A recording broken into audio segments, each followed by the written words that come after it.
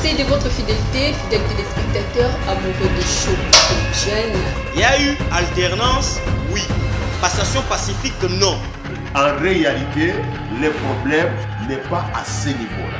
Baye bazwaki ipanda bazalaki bagene biso bagene ya lelo soki tobamoni biso na place moko to baza na posa na biso ezalaka na rien que pour topesa bango. La difficulté se trouve au niveau supérieur. Les jeunes sont vraiment difficilement éduqués. La propriété pour les femmes, c'est le droit de voir sa vie progresser. Si elle pouvait être interrompue.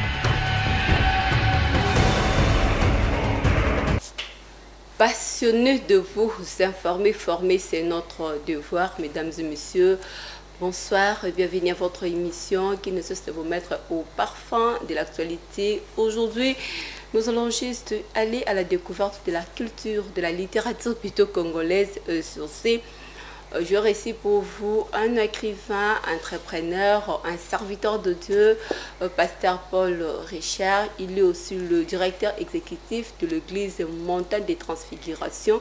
C'est avec lui que nous allons échanger tout autour de son nouveau livre qu'il a publié il n'y a pas longtemps sur le lieu fréquent et dangereux dans nos rêves. Bonjour, pasteur Richard, et bienvenue à cette émission. Bonjour, madame Elali. Et merci pour l'invitation. Je vous en prie, pasteur Richard, avant tout, comme c'est la première fois, l'an 2022, on s'est vu il y a longtemps, franchement, je vous présente aussi Mevé. Merci, pareillement. Pourquoi seulement le 10, 10, 10, 10, 10 et aujourd'hui, on arrive au moins aux 10 lieux fréquents et dangereux dans nos rêves? Parce que ça, ce n'est pas les tout premiers ouvrages, hein, s'il faut rappeler au moins à nos téléspectateurs. D'abord, le sujet des rêves nous passionne, parce que vous savez que tout le monde fait des rêves, que ce soit des chrétiens, des musulmans et même des païens. Donc c'est un sujet qui passionne tout le monde. Et le Seigneur m'a donné beaucoup de révélations concernant les rêves. C'est pourquoi j'ai vu que je pouvais coucher ça par écrit pour aider encore plusieurs. Vous savez, les paroles s'envolent, mais les écrits restent. Vraiment. Donc nous avons mis par écrit les révélations que ça nous a données pour profiter au corps de Christ, afin que les enfants de Dieu puissent avoir l'intelligence spirituelle, savoir comment orienter leur prière par rapport à certains types de rêves concernant les endroits. Et pour vous, ça c'est une question de curiosité quand même, pasteur Paul Richard. Les chiffres 10 signifient quoi, symbolise quoi? Ça représente 10, quoi? C'est les chiffres de l'épreuve. Vous savez, les amis de Daniel, ils ont été éprouvés pendant 10 jours. Donc c'est les chiffres de l'épreuve. Je l'ai posé parce que autrefois c'était le du phénomène fréquent, le du. Maintenant on est dans le du lié fréquent et dangereux dans nos rêves. Ici je vois la maison, je vois l'église, le cimetière, l'école, l'hôpital, le marché et ainsi de suite. Pourquoi seulement ça? Où se trouve le mot dans tous ces lieux? Oui. Parce qu'il y a certains lieux que nous retrouvons dans nos rêves. Et ces lieux, ce n'est pas par hasard. Beaucoup de fois, ce sont des choses qui sont passées à ces lieux-là. Ces lieux-là sont comme des hôtels, sont comme des prisons où la vie des gens est retenue. Dans mon ministère pastoral, j'ai reçu certaines personnes. Et lors de leur entretien pastoral, ils m'ont dit, pasteur, je ne comprends pas ma vie. Je me retrouve chaque nuit dans la parcelle familiale. Et pourtant, j'ai déjà quitté ces lieux-là. Et quand nous sommes entrés en profondeur, on a trouvé que la vie de la personne n'avançait pas, n'évoluait pas. La personne subissait des blocages. J'ai même reçu le cas d'un frère qui venait de l'Europe. Il a quitté le pays il y a longtemps. Mais chaque nuit, il se voit toujours ici. Rêver, c'est mauvais. C'est mauvais de rêver. Non. Les rêves, rêver est bon, parce que Dieu nous parle au travers des rêves. Les rêves sont des moyens de révélation. Maintenant, au travers des rêves, nous pouvons savoir le combat que nous avons, les difficultés, les choses qui se passent dans notre vie sur le plan spirituel. Par exemple, une personne qui a quitté un lieu, mais il se voit tout dans ces lieux-là. Là, ce lieu-là est comme une prison. Et quand nous regardons la vie de la personne, nous allons vers la stagnation, le blocage, les choses qui ne marchent pas, la personne ne fait que tourner en rond. Là, nous disons que c'est lui-là. L'esprit de la personne est emprisonné en celui-là. Une personne qui est en prison ne peut pas évoluer. Une personne qui est en prison va tourner en rond. Une personne qui est en prison va voir les opportunités, mais ne pourra pas saisir cela. Une personne qui est en prison, ma soeur, va faire du surplace pendant plusieurs années. Comme dit la parole de Dieu, mon peuple est détruit faute de connaissances. Donc quand tu te vois à un lieu que tu as quitté, ce n'est pas un bon signe. Ce n'est pas un bon signe comme vous, au moins vous êtes du domaine et vous êtes aussi spécialisé en ça, s'il faut le dire. Vous allez au moins essayer un peu d'apporter la lumière à tous ces gens-là qui vous suivent maintenant. Je vais avec le tout premier point qui est au moins les rêves de la maison. Oui. La maison d'abord, ça symbolise quoi? La maison symbolise la famille.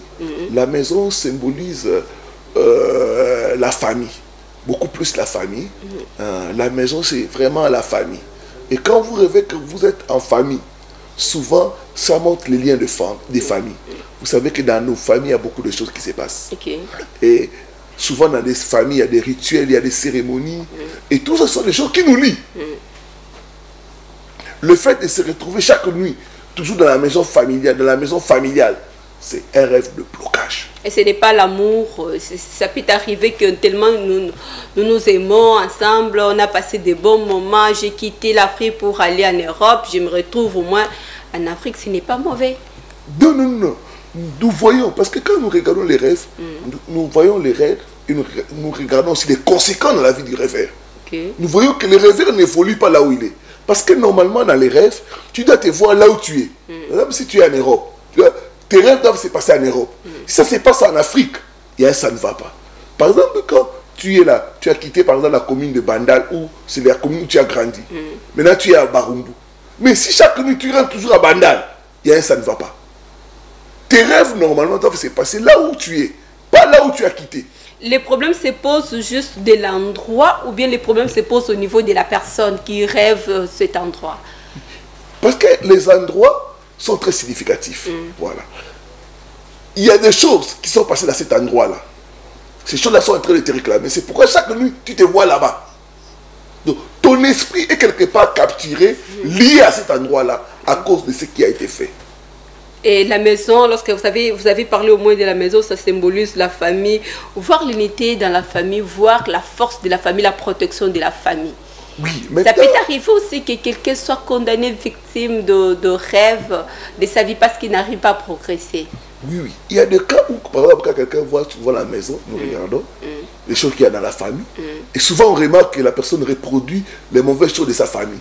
Il y a des familles où les gens, des fois, qui sont divorcés. Vous voyez, la personne aussi commence à divorcer. Il y a des familles où les gens meurent à force d'âge. Vous voyez, quelqu'un, 50 ans, il meurt. 40 ans, il meurt. Et vous voyez aussi la personne être vraiment combattue par l'esprit de mort. Il y a des familles où les gens sont toujours pauvres. Et vous voyez la personne être combattue par l'esprit de pauvreté. Donc quand nous remarquons que la personne a toujours les rêves de se retrouver en famille, et on regarde, on trouve les choses négatives dans sa famille, dans sa vie, là il y a un problème. La personne a besoin de la délivrance. Ça c'est une question qui va, c'est un peu hors, mais je vais quand même le faire incliner dans cette thématique parce que il y a certaines personnes qui aiment tellement leur famille, mais ils se sont mariés ça fait longtemps, mais ils n'accepteront jamais de passer même une semaine sans pourtant passer dans leur famille. Là aussi, ça pose problème ou bien ce n'est qu'un cas normal. Dans les naturels maintenant, je connais des femmes comme ça qui ont tendance chaque fois à retourner en famille, ne peut pas se passer. Mais c'est mauvais, parce que la Bible dit quoi? L'homme quittera son père et sa mère et s'attachera à sa femme. Donc, il y a aussi le fait de quitter, ce qui doit être spirituel et physique. C'est pourquoi vous voyez certains couples, c'est dirigé par des beaux-parents. Parce que la femme est tout le temps avec sa mère, au lieu d'écouter son mari. L'homme et la femme doivent quitter et s'attacher pour devenir une seule chair. Où se trouvent les conséquences alors avant de quitter ces tout premiers chapitres de rêve de la maison familiale? Où se trouvent les conséquences dans tout ça? Il y a des conséquences négatives, j'ai abordé dans le livre, c'est vrai. Mais comme j'ai dit, les liens de famille, la personne sera victime de la sorcellerie familiale, Ok. le blocage, la stagnation, l'échec au bord du succès. Vous voyez les gens, il est tout près de la réussite, il échoue. Tout près de la réussite, il échoue.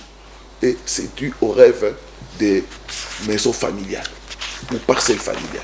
Donc là, vous préconisez quoi alors à ces sujets? Donc les gens qui peuvent nous suivre, qui sont victimes de cela, il y a souvent quand les gens viennent, nous procédons comme des médecins. Ok. Donc il faut un traitement.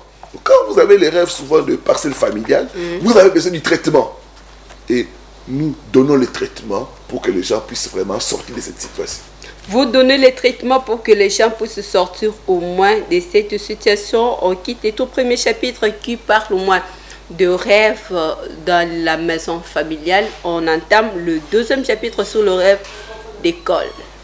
Oui. Et c'est mauvais de rêver que je suis à l'école avec mes amis. Et ça fait un temps on s'est séparés, mais un jour, bon, je fais un rêve, on est ensemble. C'est mauvais. J'aimerais dire aux téléspectateurs, téléspectatrices ici, quand vous voyez une activité que vous avez quittée il y a longtemps, vous êtes toujours en train de refaire ça la nuit, c'est un mauvais signe. Par exemple, vous avez quitté l'école, vous vous voyez toujours en train d'étudier. C'est quoi? Vous rentrez en arrière. Parce que maintenant, il faudrait travailler, il faudrait passer à d'autres étapes. Et souvent, des cas que je reçois des gens qui font les rêves d'école, vous le verrez, il a terminé les études, pas de travail. Il travaille, mais pas d'évolution professionnelle. Donc, parce qu'il est retenu. Donc, quand tu te vois souvent à l'école, à l'université, alors que tu as fini les études, c'est un mauvais rêve. Ici, vous l'avez défini comme étant un lieu d'apprentissage et de la connaissance. Oui, l'école Mais est... on peut rêver en train d'étudier, mais c'est juste une manière pour moi aussi d'apprendre quelque chose. Oui, quelque chose que je ne sais pas. Oui, maintenant l'école, c'est un lieu d'apprentissage et de connaissances. Mais maintenant, l'école où tu as quitté, parce que le problème, c'est un endroit que tu as quitté.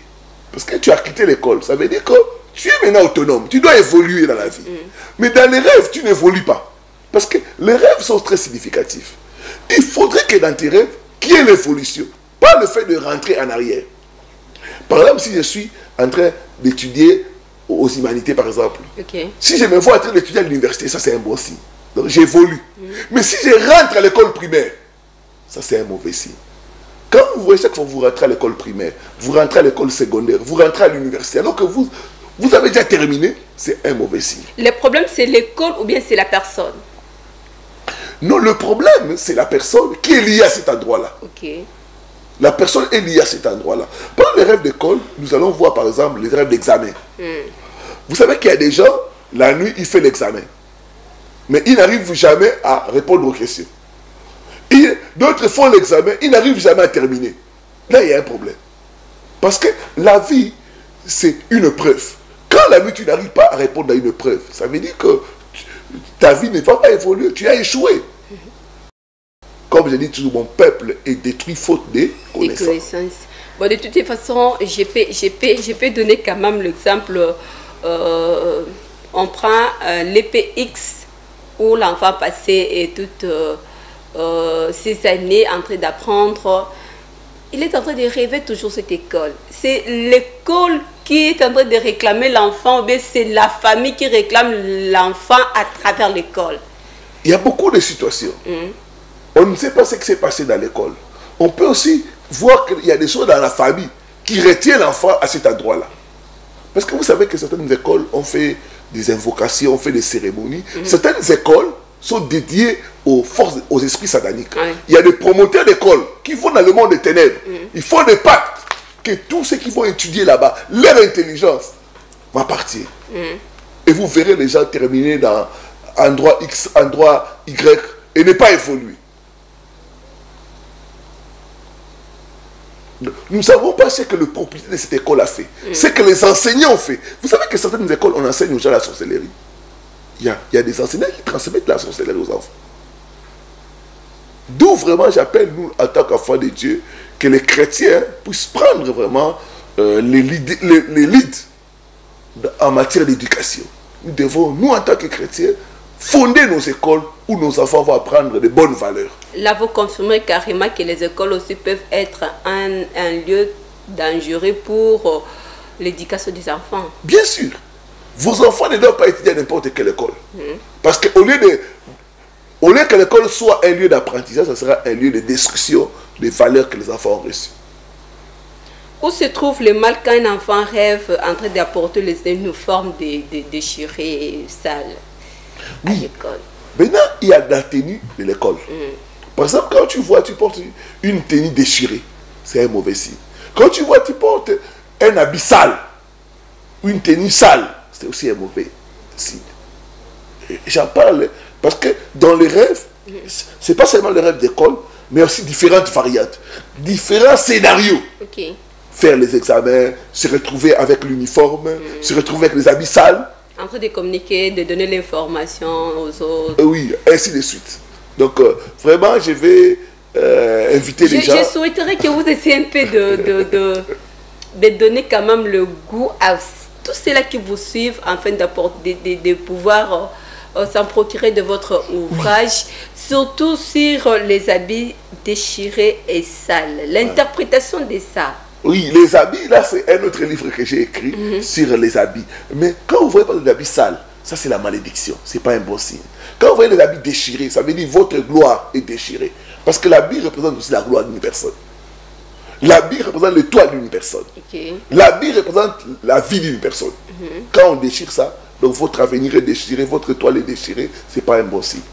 De toute façon, ça aussi, ce n'est pas un point négligé, parce que des fois, les enfants nous disent toujours que j'ai rêvé en train de jouer avec mes amis à l'école. Oui, maintenant... Où se trouve les mal de jouer tout en rêvant? Maintenant, quand nous voyons un adulte, nous voyons un adulte, par exemple, il rêve qu'il est en train de jouer quand il était enfant. Donc, nous voyons la rétrogradation, parce que quelqu'un est adulte, mais il rêve tout le temps qu'il est en train de jouer avec ses anciens camarades d'école. Ça, c'est pas un bon signe. Un enfant, on peut comprendre. Parce que en matière d'interprétation des rêves, nous voyons la fréquence de ces rêves-là. Il y a des rêves qui sont dus au hasard. Il y a des rêves qui sont fréquents. Donc, en matière d'interprétation des rêves, nous voyons aussi la fréquence. Et c'est un rêve isolé. Et c'est un rêve qui revient. Lorsque ça revient plus, c'est là où se trouve le problème. Oui, quand ça revient souvent, il y a un problème. Parce que quelque chose ne peut pas revenir tout le temps. Tout le temps, tout le temps. Ça peut être une interpellation, non? Non, ça peut être qu'il y a... Ça peut être qu'il y a ça ne va pas sur le plan spirituel. Il y a une maladie. Parce que les rêves sont comme un miroir. D'accord. Les rêves, c'est comme une fenêtre. Ça nous aide à voir. Non, il y a ça ne va pas. Pourquoi j'ai tout le temps des rêves d'école alors que j'ai fini l'école? Et quand tu regardes ta vie, tu n'avances pas. Tu vois? Donc, nous mettons tous les éléments ensemble. Quand les gens nous appellent ou viennent là où nous sommes pour l'intervention des rêves, nous mettons en exergue d'abord l'expérience, la fréquence des rêves et les choses qu'ils constatent des négatifs dans les rêves. Et nous lions ça ensemble. Voilà. La fréquence de rêve, c'est ça aussi qui pose problème. De toute façon, ici, pour entamer le 3e chapitre, le rêve de l'église. Rêver dans une église. L'église est aussi un lieu fréquent pour le chrétien. Parce que l'église, c'est la maison de Dieu. Mais quand nous rêvons, par exemple, une église où on a quitté, pour une raison X ou Y, ce n'est pas un bon signe. Quand nous rêvons, par exemple, à l'église, il y a les ténèbres, ce n'est pas un bon signe. Quand nous rêvons, par exemple, à l'église, il y a le serpent, ce n'est pas un bon signe. Vous devez savoir que dans l'église, il y a tout le monde. Oui. Il y a et les enfants de Dieu et les enfants du diable qui sont là-bas. Donc, vous devez analyser qu'est-ce qui s'est passé dans votre rêve à l'église. Qu'est-ce que vous étiez en train de faire à l'église? J'ai reçu le cas d'une personne qui avait quitté une église parce qu'il avait trouvé que cette église n'était pas dans la saine doctrine. Mais après plusieurs années, il se retrouve toujours en train de prier dans cette église-là. Quand nous sommes entrés en profondeur, on a vu qu'il était envoûté, son esprit était toujours retenu là-bas dans cette église-là. Il y a le fait de sortir d'un endroit physique, mais aussi le fait de sortir d'un endroit sur le plan spirituel. Il y a un problème aussi qui se pose. J'étais célibataire chez nous, je priais chez nous, mais j'ai quitté chez nous pour aller rejoindre mon mari.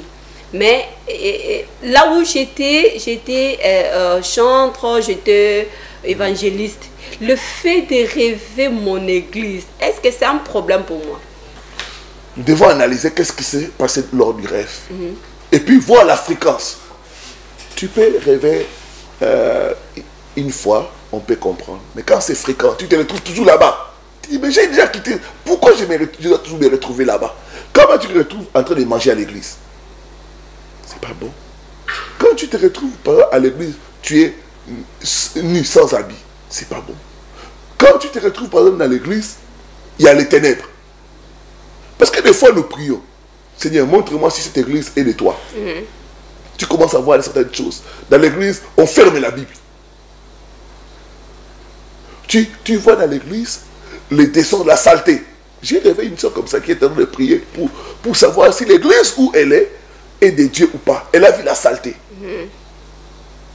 Le message était clair. Voilà. Et si vous avez fait quand même la différence entre les deux églises, l'église universelle et l'église locale. Où se trouvent les problèmes dans le rêve des églises ici? Donc là, c'était pour expliquer les concepts. Parce que vous avez l'église locale et l'église corps du Christ. Nous sommes membres du corps du Christ et puis nous appartenons à une église locale. Le fait d'être membre du corps du Christ, ça fait partie de l'église universelle. Oui, voilà. Et après, nous sommes aussi membres d'une église locale. Maintenant, nous devons voir, parce que les rêves sont significatifs. Pourquoi ces rêves-là? Pourquoi ces rêves sont récurrents? Quelle est la vie des gens qui sont dans cette église-là? Interprétation et variante. Si vous avez essayé un peu d'évoquer certains points. Bon, il y a beaucoup de choses que je parle dans les livres. L'adoration, la prière, ainsi de suite. Il y a beaucoup de choses qui sont dans les livres parce que les livres. Quand on rêve en train d'adorer, on loue Dieu, non? La prière, pas quand tu rêves, tu es en train de prier à l'église, c'est bon. L'adoration, c'est bon. Oui. Quand tu as. Il y a certains rêves, tu es là, tu vis à l'église, tu n'as pas d'engagement. Tu rêves que tu es en train de chanter à la chorale. C'est un message que Dieu t'appelle de rejoindre cette équipe-là. De servir Dieu.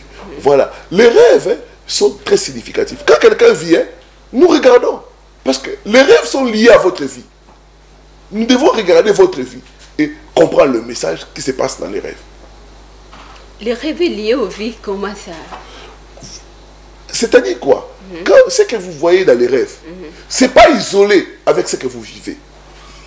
C'est au travers de ce que vous vivez que nous pouvons bien comprendre les rêves. Il y a certaines choses que je peux rêver aujourd'hui, mais que je ne le vois pas peut-être dans une année, dans 6 mois. Mais ça fera partie, c'est toujours dans votre expérience. Okay. Quand nous analysons votre expérience, on peut comprendre vos rêves. Donc, le futur d'une personne est influencé ou bien c'est référé par rapport aux rêves que la personne... Voilà, les rêves sont vraiment, c'est vaste. Les rêves sont très significatifs. Les rêves nous montrent notre avenir, notre destinée. Les rêves nous montrent nos combats. Les rêves nous montrent nos ennemis. Les rêves nous montrent les choses qui se passent sur le plan spirituel dans notre vie. Le rêve nous dévoile plusieurs choses. Rien n'empêche, on sait bien qu'il y a certaines personnes, hommes de Dieu, serviteurs aussi, héroïnes même de la Bible, marqué l'histoire, ils étaient aussi emprisonnés quelque part. Maintenant, lorsque vous parlez des rêves de prison. Oui, voilà. Par exemple, tu rêves, tu te retrouves en prison. C'est pas un bon signe. Tu rêves, on t'arrête. Tu rêves, tu trouves tout dans une maison, tu n'arrives pas à sortir. Ça veut dire quoi? Ça veut dire que ton esprit est en prison. Et quand nous allons regarder la vie de la personne, on verra que la personne n'arrive pas à évoluer. La personne fait du surplace. Parce que chaque nuit, on l'arrête, on lui met en prison. Il se retrouve à un endroit où il n'y a pas de clé de sortie. Dans une maison, il n'y a pas de clé de sortie. Donc les rêves de prison ne sont pas bons signes. Du reste, la prison n'est pas un bon endroit, en fait. Il y a certains aussi qui diront que je suis comme Joseph. Donc, on peut m'arrêter, mais un jour, je finirai toujours par sortir. Joseph n'a pas demandé la prison. Il n'a pas cherché la prison. Mais quand on rêve aussi, on ne cherche pas. Oui, mais maintenant, il faut voir. Est-ce que ta vie n'est pas en prison? Est-ce que tu n'avances pas? Est-ce que tu progresses pas? Quand tu vois tout le temps, tu es en prison. Regarde ta vie. Les conséquences d'être en prison, il y a quoi, par exemple? Le manque d'avancement, le fait de tourner sur place, les opportunités qui n'arrivent pas. il y a beaucoup de choses qui montrent que la personne est dans une prison spirituelle. Parce que vous savez que les choses que nous trouvons dans le naturel, c'est aussi les mêmes choses que nous trouvons dans les plans spirituels. Les prisons existent aussi dans le monde spirituel. Rappelez-vous, dans Isaïe, Dieu dit, mon peuple est en prison. Ils sont emprisonnés, mais ils ne savent pas. Un homme de Dieu aussi peut être prisonnier. Oui, bien sûr. Tu peux être prisonnier, par exemple, du péché. Tu peux être prisonnier de l'alcool. Tu peux être prisonnier de la maladie. Quelque chose t'a retenu. Quelque chose que tu n'arrives pas à sortir de cette situation-là. C'est la prison. Et partant du point ici évoqué, emprisonnement spirituel, piège, ainsi de suite, le plus grand point trop dangereux de tout ça, c'est quoi? De se retrouver en prison. Non, c'est l'emprisonnement spirituel. Tu es arrêté, tu es bloqué, tu peux être libre, mais spirituellement tu es en prison. C'est ça ce qui est dangereux. Il y a des remèdes quand même. Oui, bien sûr. Tout, dans les livres, je donne toujours la situation, j'expose la situation, je donne aussi les traitements. Que faire pour sortir de ces... J'ai reçu le cas de quelqu'un qui m'avait appelé à partir de l'étranger parce que nous sommes aussi regardés sur YouTube. Ceux qui ont accès sur Internet, vous pouvez taper mon nom, vous verrez sur YouTube, il y a quelqu'un qui m'a écrit depuis la Martinique. Cette personne rêvait tout le temps de prison. Tout le temps, il était en prison, il s'est retrouvé en prison. Le nom de votre chaîne? Paul Richard Pandi TV. Paul Richard Pandi TV, vous tapez, vous allez voir. Et cette personne m'a suivi à partir de la Guadeloupe. Tout le temps, il faisait les rêves de prison, Il était dans la police. Ils sont allés quelque part là pour faire une perquisition, comme on appelle ça. Et le monsieur, par erreur, il a tiré sur une personne innocente. La personne est décédée. On l'a arrêté. Et au moment où je vous parle, il est en prison en train de purger sa peine. Il avait vu ça dans les rêves, mais il a négligé. C'est pourquoi je dis toujours aux gens, ne négligez pas vos rêves. Les rêves contiennent des messages. Les rêves sont des révélations. Vous devez exploiter ça. Si vous n'arrivez pas, cherchez les gens qui ont le don d'interpréter les rêves pour comprendre le message qu'il y a dans vos rêves et savoir comment orienter vos prières. Merci beaucoup au pasteur Paul Richard Pandi. Je vous rappelle à vous qui venez juste de nous croiser en cours de route. Aujourd'hui, nous avons ici le pasteur Paul Richard Pandi. Il est écrivain, il est le représentant légal de l'église montagne des transfigurations qui se trouve à Barumbu. Oui, sur avenue Luvungi. Voilà, sur avenue Luvungi à Barumbu. Donc, je crois bien après l'émission, il va vous donner l'opportunité d'avoir son numéro. Vous pouvez contacter, échanger et surtout que pour cet dernier temps, il est au moins à Kinshasa. Vous avez la capacité de nous rejoindre facilement. Je reviens à vous, pasteur Paul. Vous avez parlé des rêves de prison, de l'église, de l'école, ainsi de suite. Maintenant, le rêve des marchés. Voilà, le marché, c'est un lieu où on vend et on achète. Vendre et acheter, la journée c'est bien, mais la nuit, c'est très dangereux. Qu'est-ce que vous vendez, qu'est-ce que vous achetez? Et vous devez savoir que la nuit, le marché est le lieu par excellence des sorcelleries. Les sorciers se rencontrent dans les marchés. La nuit, les marchés que vous voyez là, c'est des lieux de rencontre de la sorcellerie. Et quand vous, la nuit, vous êtes en train de vendre et d'acheter, faites attention. Qu'est-ce que vous vendez? Qu'est-ce que vous achetez? Et souvent, ce ne sont pas les choses là que vous vendez dans les rêves. Non, non, le message se trouve ailleurs.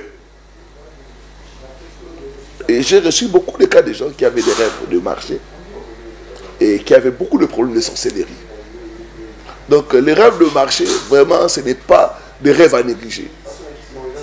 Bon, les gens qui sont habitués à vendre d'abord au marché. Je suis vendeuse de pommes de terre sous le dur. J'arrive des fois de rêver avant bon, je rêve ça la nuit. Le matin, ce sont disons de même cause qui produisent de même effet. Est-ce que c'est mauvais? Nous allons toujours voir, c'est ce que je dis toujours, il faut voir la fréquence. Quand même que tu vends au marché, mais quand chaque nuit tu es en train de vendre, il faut te dire qu'il y a un ça ne va pas. Toi tu vends la journée, tu ne vends pas la nuit. Quand tu commences à vendre la nuit, c'est un problème. Je dis toujours aux gens, il y a certaines activités, c'est bien la journée, mais c'est mal la nuit. Merci beaucoup. On nous signale que nous arrivons petit à petit vers la fin de cette émission. Alors, on va finir au moins avec ces derniers points qui est au moins les rêves de cimetière. Oui, les rêves de cimetière, comme ça l'indique, c'est l'esprit de mort, c'est l'esprit de destruction. Donc, c'est de mauvais rêves. Donc, il y a beaucoup de choses que j'ai parlé dans le livre. Vraiment, je vais conseiller aux gens qui font des rêves de se procurer les livres. Comme ça, vous-même, vous allez lire et comprendre certaines choses et savoir aussi comment orienter vos prières pour sortir de cette situation-là. Donc la prière aussi demande l'orientation par rapport à la situation que vous êtes en train de vivre. Oui, vous ne pouvez pas prier dans le vide. Vous devez prier avec précision. Parce que la prière, c'est comme une arme. L'arme, vous ne pouvez pas orienter ça comme ça. Non, non, non. L'arme doit être ciblée pour avoir des résultats. Beaucoup d'enfants prient, mais prient dans le désordre. Parce que leurs prières ne sont pas ciblées. Et vous devez cibler vos prières avec précision pour avoir les résultats. Nous sommes arrivés à la fin. Nous vous laissons au moins le temps de pouvoir lancer votre appel à tous ceux-là qui vous suivent depuis Brazzaville et depuis le Grand Bandundu, le Haut-Katanga, aussi de partout. Votre message, votre appel, votre sensibilisation par rapport aux 10 lieux fréquents et dangereux dans nos rêves. Je vais dire aux enfants de Dieu, les rêves contiennent de révélations. Vous ne devez pas négliger vos rêves. Au travers de vos rêves, vous pouvez comprendre vos combats. Et surtout certains lieux, quand c'est fréquent dans vos rêves, vous devez faire très attention et chercher la délivrance de ces lieux-là. Au nom de Jésus-Christ de Nazareth. Voilà. Comment pouvez-vous nous être en contact avec le pasteur Paul Richard? Ceux qui veulent être en contact avec moi, nous sommes dans la commune de Barumbu, sur avenue Luvungi, numéro 15 bis. Référence, c'est les croisements des avenues Kassa et Kabamba, non loin de la maison communale de Barumbu. Pour les numéros de contact, c'est plus 243 82 260 87 93. Plus 243 82 260 87 93. C'est un numéro WhatsApp. Vous pouvez m'écrire, je vais vous répondre. Merci beaucoup, pasteur Paul Richard Pandi, d'être là ce soir. C'est moi qui vous remercie, madame.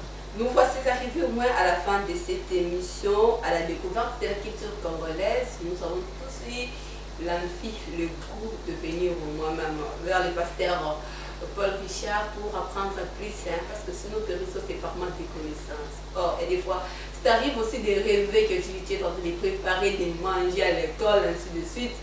Il n'a donné que 10. Peut-être qu'il y en a au-delà, mais moi, je ne saurais pas au moins être à mesure de vous expliquer tout. Bien encore que les thèmes, ça fait défaut, mais à travers les micros donnés par le pasteur Paul Richard, vous êtes le bienvenu de lui contacter. Quant à moi, je vous dis, bon site de programme sur nos antennes. Au revoir.